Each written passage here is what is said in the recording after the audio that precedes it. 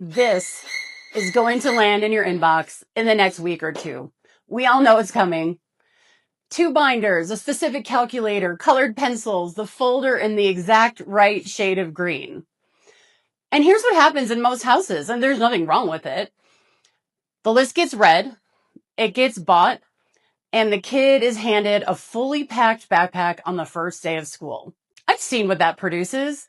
A 12-year-old goes to school, opens the backpack for the first time, and really has no idea what's in there, no idea where anything goes, or why there are 3 of one thing and none of another.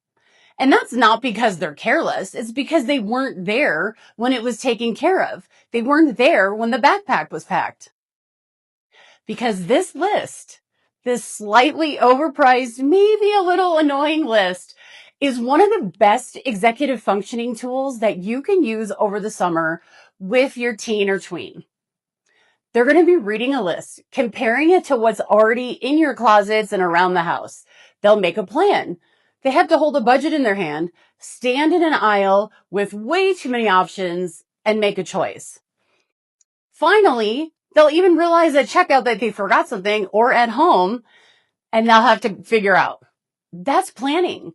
That's working memory. That's prioritization, self-monitoring, task initiation, all of it in one trip with nothing on the line except for a folder. But it gets done for them every single August. And it's by people who love them and who are trying to help, but it gets done for them. I'm Colleen. I have spent over 25 years in classrooms. I've worked with teens and families coaching them. I have a couple of master's degrees. I'm a national board certified teacher and an executive functioning coach. And I'm here to tell you, summer's almost over. So I want to show you how to use those last few weeks, what you can hand over, especially starting with that supply run. Because again, who cares if they get it wrong? They're going to, but it's setting them up for the future. So let me tell you why I care about this last stretch of summer specifically. Everything else during the next 9 months has something attached to it. A grade, a timeline, a teacher watching, you watching. Every attempt at somebody handing it over comes with a cost if it goes badly. And when the cost is high, somebody steps in and cleans up their mess. Well, of course they do. That's just what happens. And right now, nothing's on the line. If they forget pencils, they forget pencils. If they overspend on a fancy binder, so be it. And if they run out of money for folders, guess what? You'll work it out together. The consequences of a second trip to the store are much better than a consequence of a D or a failing grade due to the fact that they're not keeping lists in school. Summer is a low stake lab. You can practice all of these things again when there's not much on the line. Because here's what I want parents to really understand. Independence is not a switch that flips when they turn 14. It's those repetitions where they learn that making a mistake isn't the worst thing in the world, where they are learning how to think for themselves, and where we're learning how to use their resources. Now, I believe in this so much that I actually wrote a whole book about it. It's a great one for the summer, and it's 50 screen-free-ish activities that help strengthen executive functioning in the same way. It's linked if you want to take a look at it, but no big deal. And you don't need that book for what I'm about to show you. What you need is the list. You need some time. So the first thing that we're going to talk about is, what do you actually hand over? And we're not going to go with everything. That's the mistake in the other direction. You're not just going to say, here, kid, this is the supply list. I know I've been doing it for the last 12 years, but now you're on your own. That's just not the way it works. And nobody functions like that. So we're going to think about something called the scaffolding ladder. The scaffolding ladder has 5 rungs. And those rungs start way at the bottom with hand holding. You are doing all the work for them. They're watching. Maybe. Rung 2, everything's getting started. You're still driving, but they're helping. You tell them what comes next. Rung 3, you're doing things side by side. You are doing it together. Genuinely together. Not you doing it while they hover. Rung 4, you are nearly there. They're doing it. You're in the room, but they're really doing it. And you're there just to ask for help. Rung 5 is what everybody really wants, and that's independence. They do it. They're on their own. And more importantly, you're not there. Here's the important thing. It's a ladder. So as your tween or teen climbs up, you are climbing down. And for some people, that is so tough because you just really want your kid to do the best they can. But we also want to set them up for success. And the only way we can set them up for success, honestly, is by letting them practice what that looks like. When they rise, so does their confidence. Now, you are not on the same rung for every single thing. Your kid might be at rung 5 for making their own lunch and rung 1 for tracking dates. Totally normal. That's just how people are. You could probably look at a lot of adults that are like that. So the idea isn't to get to rung 5 before school starts. That would just be a disaster and it would cause a lot of problems. So what I really want you to do is to pick 1 or 2 of these areas that we're going to talk about and strive to move up one of those pieces, one of those rungs on the ladder. So here's your homework, not theirs. At some point this week, go through the list that I've linked below and just rank them. Where are you on the ladder? Are you all the way at the bottom? Or are you all the way at the top? And it'll look things like waking up in the morning, packing backpacks, emailing teachers, tracking due dates, all the things that come with school. So just take a moment and get a sense of where you're at. Once you're done with that, choose the lowest one. That is your homework, to pick the one that, just really stood out as an area of like, okay, I could probably let them do a little bit more by themselves. You'll also start to notice that, wow, I could actually let my tweens start to do more on their own. And again, it's no problem. Noticing is the best first step because you get a sense of what's going on. So now you have the area that you want to target. Again, pick one. And do this over time. Don't try to get everything in at once. It's not a boot camp, and it maybe takes 10 minutes a day. So for the first few days or so, depending on your time, just watch and see how you respond.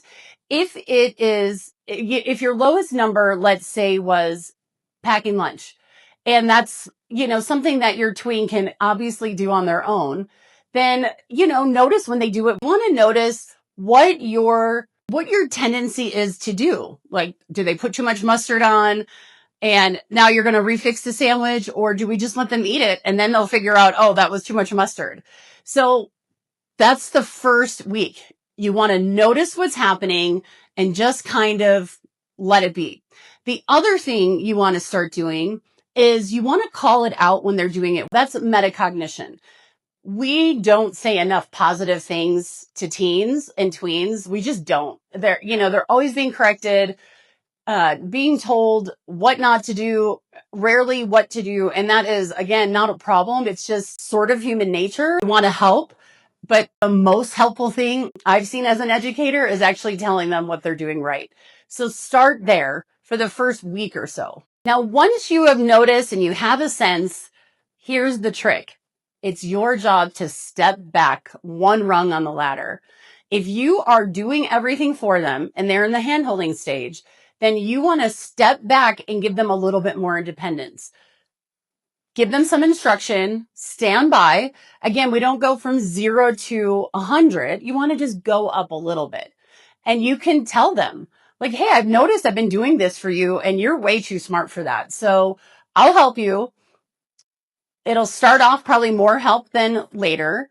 And, hopefully in a week or so, you'll be on your own with this, or in a month, whatever the example is. So really think about that, because they can't move up unless you move down. Now, the caveat is this might get really exciting and you want to start picking all these areas. But here's the one I'm going to tell you. Less is more. Go slow to go fast. Because once you start building this habit for yourself and for your teen or tween, the next areas will also come. It is brilliant when it happens. So don't be tempted. just let it come naturally. And if it's not going as well as you'd like it to, that's okay as well. Give it time. They have trained you on how they want you to be, and you all of a sudden pulling back might be a little bit like of a shock, and they might try to do something about that. Like, get you to do more again. All right. So now we're about, I don't know, a week to 10 days in, maybe 2 weeks. And it is time to hand over that shopping list. So let's start and see what that looks like. Now, the first thing is you want to tell them the plan. Hey, tween, this year I want you to take charge of your supply list. And the first thing you're going to do is have them read the supply list out loud to you and ask you any questions of supplies they don't know. You might be surprised if they don't know what a 1-inch binder means because it's not familiar to a lot of kids. And talking it out saves face for them. The next thing you want to do is have them scour the house. Maybe there's some things that they can use from last year. Maybe there's a box of pencils that never got taken to school. Who knows? They can prioritize, look around and see what you have, and it could save them some cash. And that's always a nice bonus. Now, the next thing is you want to have them actually write out the supply list in their handwriting on paper.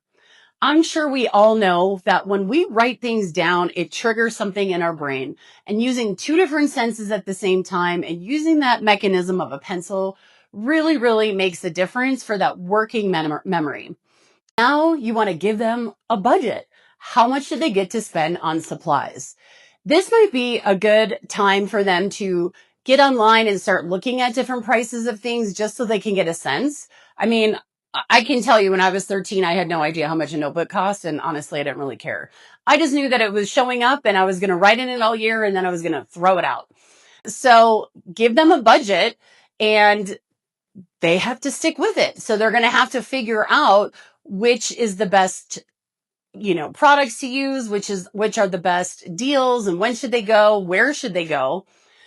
And it's a really great thing for them to do that at home, again, while they can sit and process, especially for our friends that really do take some time to process. Putting them out in a store with people around and everything going on, it's way overwhelming.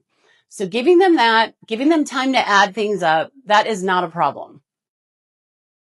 Now it is time for them to actually go to the store. And parents, here's what I'm going to say. Figure out where you are on the ladder. If your teen or tween is closer to the top, you don't even need to go with them to the aisles. Give them the cart. You wait somewhere else. If they need you, they'll call or text. You know they will. And let them figure it out. If your teen or tween is lower down, we don't want to just push them off the cliff. We want to support. So you can stand by, push the cart. That's your only job. Answer questions when they have them, but that's it. Stay out of their way. It is not a problem. Whatever they do, it is not going to be how you do it. They're probably going to get some things wrong, and we'll work that out later. Then, time to go check out. They can take their cart to the checkout. They can either do the self-checkout or go to a person, up to them, and have them pay and take care of the whole thing. There are so many different tools that they get to use in just this one activity. It is unbelievable. All right. Like I said, you're going to get home and they're going to make a mistake, but who cares? This is a great time for you to talk together and have your teen or tween figure out what are they going to do. Are they going to look around the house to find that item? Are they going to improvise? Are they going to go back to the store?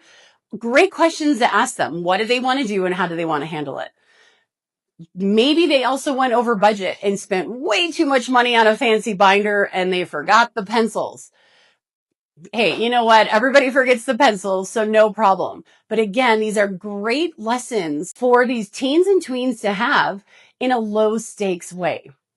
Now, let's map this on to later, right? They're learning. They're taking risks. They're learning to write things down. They're learning to prioritize. Isn't that what we want them to do in school? Like, oh, why don't you ever use your planner? Why don't you write things down? Well, if we never give them opportunities in the real world, then why would they start taking them in school when the pressure is on? They have 30 eyes looking at them, 7 different teachers, the bell's ringing, they're running, like there's so much going on. But this is why we are practicing these things now. And you might see this is a great activity, and you can start doing this with grocery lists, chores. Maybe they can plan out a whole dinner. It starts with this goofy list, but it's building confidence. It's getting them up this ladder. So this one, pick one of the things off that list of 8. Let them do the shopping. I hope that this made a huge difference for you, and I hope it makes a difference for your tween. Because until we shift as adults, we can't expect our tweens to shift either. Happy school shopping. Let me know how it goes. I really do want to hear.